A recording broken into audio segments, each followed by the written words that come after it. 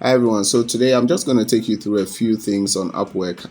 Basically, how to spot good jobs so that you don't waste your money applying on Upwork. Yes, it actually costs money to apply on Upwork. Upwork has what it calls connects, which you have to buy. It used to be free, but then you have to buy connects now. So when you buy a connect, you can then use the connect to apply for a job. Some jobs cost more connects than others, depending on the job you're applying for.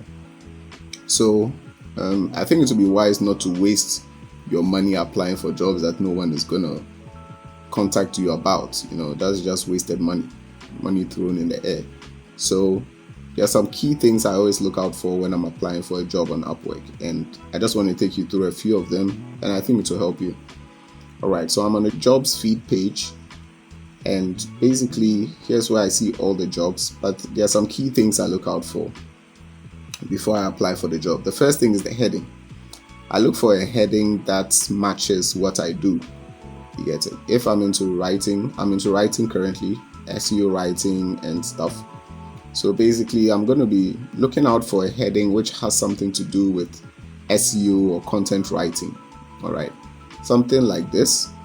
Plan and write blog content to publish on a weekly basis. Alright, sounds good. It's up my alley. Writing content on a weekly basis, no problem at all. The next thing I'd like to do is to look at the description, about us, description of your company, job details, tell us a bit more about you. And yeah, basically the description also tells a lot about the person who is applying, whether the person has done this before, whether the person is fluent in English. It just gives you all these backgrounds so you know that the person I'm working with is someone I can actually work with, or someone who has the experience in hiring online. Not everybody has the experience in doing that, so it's something that you should look out for. And as you can see here, I don't really get the whole job description. It's a bit weird. It's not very straightforward, so it's already raising some red flags. I checked the tags that he has used, the kind of person he's looking for. He's looking for content writing, editing, proofreading, and how many people have applied. I think this is a very important metric to look at. How many people have currently applied for the job? Because as you can see, he posted this was posted how many minutes? Alright, 15 minutes ago, and it's had less than 5 applicants. Normally in 15 minutes, quite a lot of people apply because it's a whole global audience. So if people are not applying, then it shows you that probably there are some red flags that people are noticing as well, which I'm highlighting in this video. And one of the things you really need to look at is how many people have applied. I always say that it's best to apply early. If there are more than 15 people who have applied, chances are that you may not get that job. It's better you look somewhere else or look for another job, because most likely the person would find the skills he's looking for within the first 15. There are cases that he may not find the person he's looking for within the first 15. It happens here and there, so it's not a strict rule, but then I always say that it is best to apply early. Early applications tend to get better views, and there's a high chance of you getting an interview just because you applied early, and that's if you meet all the criteria, of course. Another very important thing is the payment verification. This shows that the person has actually verified his payment method, or money has been submitted in the escrow for the job already. You can see that some jobs have it, some don't. Now, the ones which don't means that it could mean that the person is quite new on Upwork. Maybe he's trying out a few things to see whether the platform really works. So maybe he hasn't yet gone through a verification yet. So there are a few jobs that I've done which were not verified, but then I ended up getting a job. But then to be safe, it's always good to go for a verified an account which has verified payments. Right? That's always the best way to go. And also the stars show the rating. So how he's got 4.7 stars out of 16 feedback. That's quite good. I mean, this shows that freelancers kind of like this guy. So he's someone I can work with. He has spent over 100,000 on Upwork. This guy has spent nothing, and he's from India. And this guy's from the United States. Obviously, we know third world and first world countries, so obviously you see that applying for this job will give me a better chance of getting the job just based on these factors. All right, that's of course if it fits your skill set. All right, so moving on.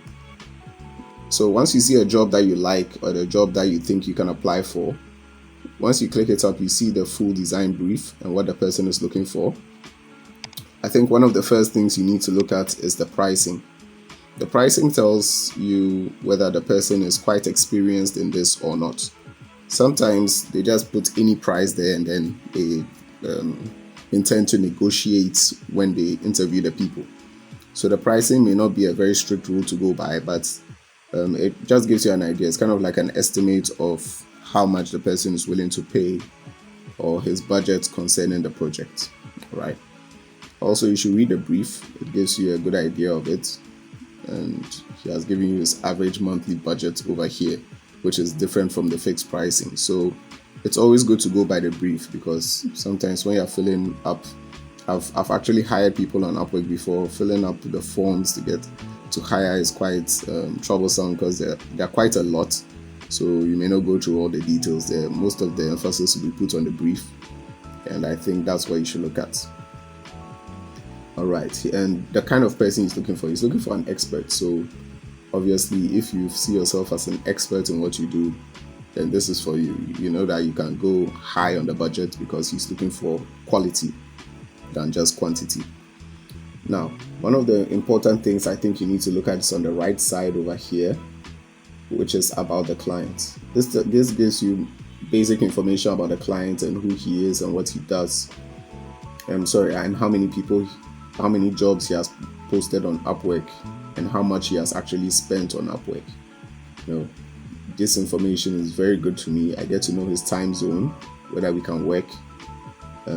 I see all the jobs he has posted, his hire rate of 82%, which is high. So there's a high probability that he's going to hire from this job. And he has even 5 of them currently open. And he has spent over 100,000 on Upwork.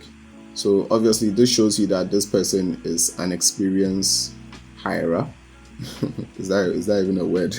Okay, but he hires a lot online, so it's something that you should consider. He has just been on Upwork since 2019 and has such a good record already, so you can see that he's very active online.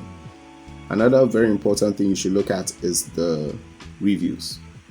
Very, very important. I think this kind of tells you a whole lot about the clients. When you're looking at the reviews given by the clients, it tells you the whole story. Sometimes you get to know the client's name from the reviews, and which is a good thing when you're applying for it, but that's in another video. But these are some of the important things to look out for before you actually go ahead to submit a proposal, so that you know that you don't waste your time and money. I hope it's been helpful and useful. If you have any other thing that I might have missed, you can just put it in the comments below. If you've not subscribed to this channel, please do. I'm going to be giving you more and more content as the days go by. All right, stay blessed.